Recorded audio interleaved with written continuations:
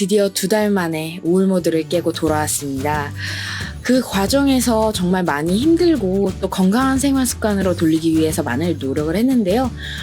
항상 알고 있었던 교훈 한 번 다시 내 몸에 새기는 그 기간이었어요. 바로 한꺼번에 노력을 할 것이 아니라, 그리고 한 번에 다 같이 변화할 것이라고 기대할 것이 아니라 단계적으로 진행하자. 하나씩 가장 쉽고 간단한 것부터 시작하자가 언제나 정답이었습니다. 근데 결국 이 하나를 어느 걸로 고를지는 고민을 좀 해야 했어요. 그때 생각난 게 바로 제가 교수님께 처음으로 비만 치료를 받으러 갔던 날이에요. 기억이 났어요. 그때 교수님께서는 저에게 잠을 잘 자고 있는지 여쭤보셨습니다.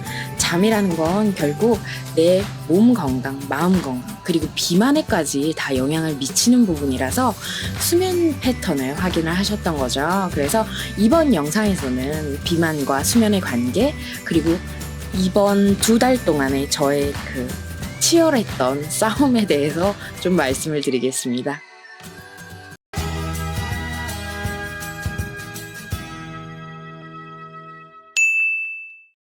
안녕하세요. 다이어트하는 닥터 다다기현입니다. 오랜만에 본격적인 영상을 찍으려고 하니까 어색하기도 하고 또 괜히 반갑기도 하고 그런 느낌이에요.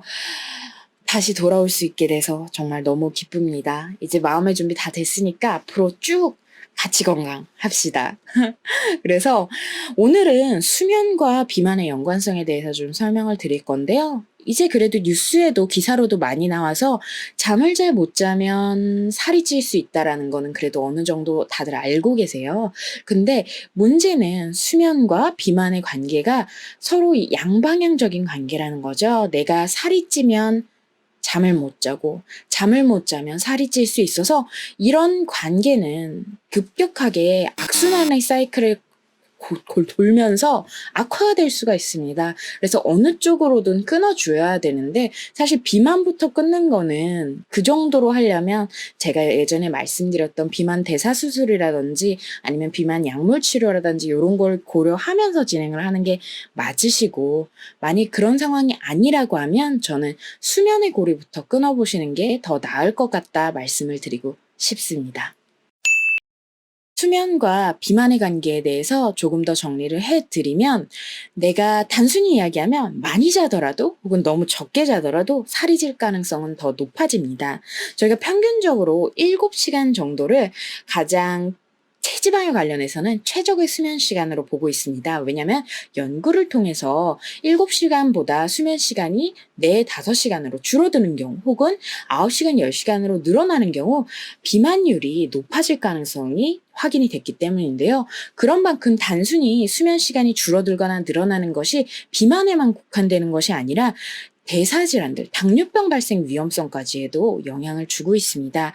저희가 많이들 오해하시는 부분이 수면 시간이 특히 줄어드는 경우, 우리나라 같은 경우는 수면 시간이 늘어나는 경우보다는 줄어드는 경우가 많은데, 환자분들께서 물어보세요. 아니, 내가 잠을 자지 않고 그 시간 동안 활동을 하기 때문에 칼로리 소모가 내가 잠자는 사람보다 많은데 왜 내가 잠을 적게 자는 것이 나이를 살찌게 만든다고 얘기를 하냐. 이거는 계산적으로 맞지가 않다라고 이야기를 하시는데, 문제는 우리 몸은 그렇게 계산만으로 떨어지진 않습니다. 왜냐하면 우리 몸은 건강한 상태를 유지하기 위해서 사이클, 항상성 기준이 돌아가는데요. 수면을 많이 못 취하게 되면, 특히 만성적인 수면 부족으로 이어지게 되면 우리 몸은 체지방을 더 축적하기 위한 그런 시스템으로 바뀌게 됩니다. 스트레스가 높은 상황이고, 그리고 더 많은 에너지를 비축하기 위한 체질로 바뀌게 되는 경향이 있기 때문에 수면 시간을 어느 정도 확보해 두는 것이, 만일 정수면 시간을 예를 들어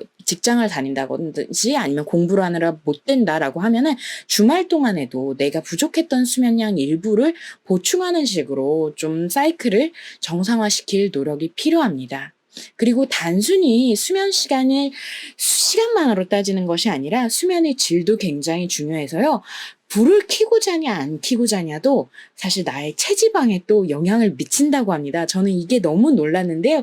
제가 사실 원래 그냥 뭐 만화책 보다가 불 켜고 자고 이런 경우가 굉장히 많았어요. 그리고 미드 틀어놓고 보다가 자고, 그러니까 항상 화면의 빛을 받으면서 잤었거든요.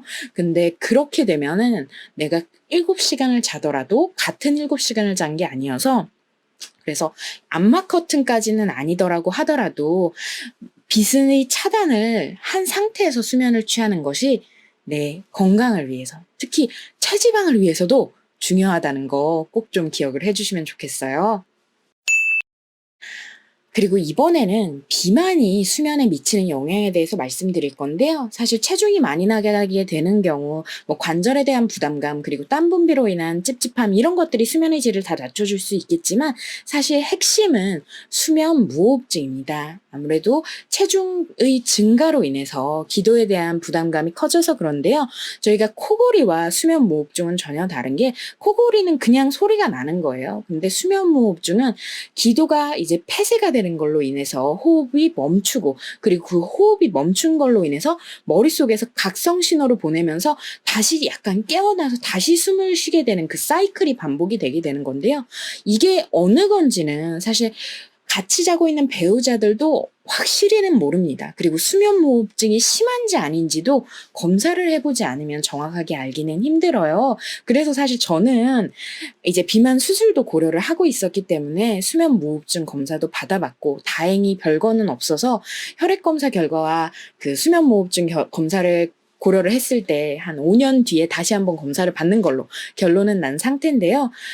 단순히 내가 코골이로 끝나는 것이 아니라면, 수면 무호흡증이 있다면 말씀드렸던 검사와 치료는 진행하시는 게 맞습니다. 왜냐면은 수면 무호흡증은 잠을 못 자게 만들어서 살이 더 찌게 만들고, 살이 더 찌게 되면은 잠을 더 못 자고, 이 사이클을 돌릴 뿐만 아니라 혈압, 당뇨, 고지혈증 같은 대사질환 발생 가능성을 높이고, 그리고 그걸로 인해서 심장, 뇌질환 발생 가능성도 굉장히 높아집니다. 제가 이전에 그 비만대사 수술 그 검사를 진행하면서 교수님께 인터뷰를 진행했을 때 꼭 수술을 좀 권해드리고 싶은 환자들을 물어봤을 때도 교수님이 딱 3분을 꼽았는데요. 당뇨병, 그리고 다낭성 난소 증후군으로 인한 불임, 그리고 3번째가 바로 수면 무호흡증이었습니다. 그리고 그 이유를 좀 더 여쭤봤을 때, 아무래도 수면 무호흡증이 있을 경우에 모든 대사성 질환, 그리고 혈관계 질환들이 젊은 나이에 발생하고 또 급격하게 안 좋아지기 때문이라서, 가장 어떻게 보면 초기 단계인, 그리고 다른 질환의 발생 가능성을 다 차단해 줄 수 있는 비만 치료가 가장 우선이 돼야 된다고 설명을 해주셨거든요.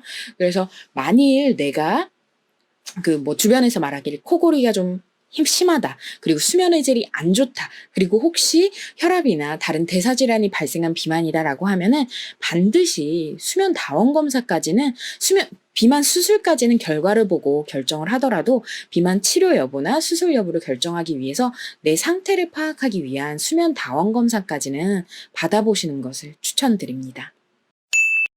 지금까지 의학적인 내용을 정리를 좀 해봤다면, 사실 이 다음 내용은 제가 이번에 겪었던 수면과 생활 습관 이야기예요. 저는 예전에도 수면 장애가 있었던 적이 있습니다. 그때도 처방받아서 약을 복용하면서 원래 사이클로 되돌리는데 굉장히 많은 노력을 했었고, 이번에도 2주 동안은 서카딘을 복용해야 하는 수준이 왔었는데, 제일 문제가, 내가 언제나 힘든 상황이 되면은 저는 수면 장애가 제일 먼저 생기는 체질이 된 거예요. 저희가 이런 거는 관절이랑도 마찬가지입니다. 내가 무릎이 약하면은 허리가 다치면서도 무릎이 같이 아프거든요. 그래서 이번에도 정말 스트레스를 받고 나니까 바로 수면 장애로 이어졌습니다. 내가 고민한다고 해결될 게 하나 없는데도 혼자서 고민하고 있고, 침대에 누워서도 걱정하고 있고, 핸드폰 계속 보게 되고, 그리고 중요한 게 수면 사이클이 늦어지는 만큼 저희 저녁 식사 시간도 늦어지고, 이상하게 저녁 식사 시간이 늦어지면 더 고칼로리, 더 기름진 음식이 땡기더라고요. 그리고 그걸 먹고 나면 소화가 되는 과정 중에 또 잠이 잘 안 오고, 그래서 이렇게 안 좋은 쪽으로 계속 이동을 했는데요.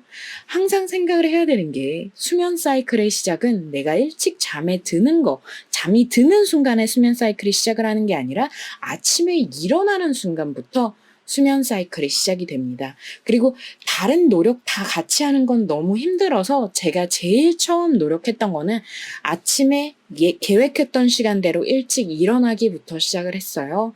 결국 아침에 일찍 일어나 버리면 제가 그 당시에는 일부러 5시로 다시 맞춰놨던 것 같아요. 요즘엔 거의 5시 반에서 6시 사이로 맞췄는데 너무 하루가 어그러지니까 5시에 맞춰서 어쨌든 일어났어요. 일어나서 커피를 마시든 그냥 멍 때리고 있든 침대에서 일어나 있는 것부터 시작하자라고 시작을 해서 결국 아침에 일찍 일어나서 빛에 또 노출이 되게 되면 그때부터 수면 사이클이 돌아가게 되고 한 1, 2주 정도는 잠을 여전히 새벽 2, 3시에 자면서 힘들겠지만 그래도 서서히 수면의 효율이 높아지면서 내가 원래의 생활 패턴, 원래는 아니더라도 건강한 수면 습관으로 좀 바뀌어갈 수가 있거든요. 그리고 제가 뒤늦게 아침형 인간이 되면서 느꼈던 부분이 뭐냐면 아침형 인간이 되면 생각보다 뭐라고 해야 되죠? 긍정적일 수 있게 되는 것 같아요. 이게 왜 그러냐면 밤에는 우울한 생각들이 주로 듭니다. 밤에는 우울한 생각들이 주로 들고 그게 나만 그런 게 아니라 모든 사람들이 그래요. 혼자 있어서 그런지 아니면은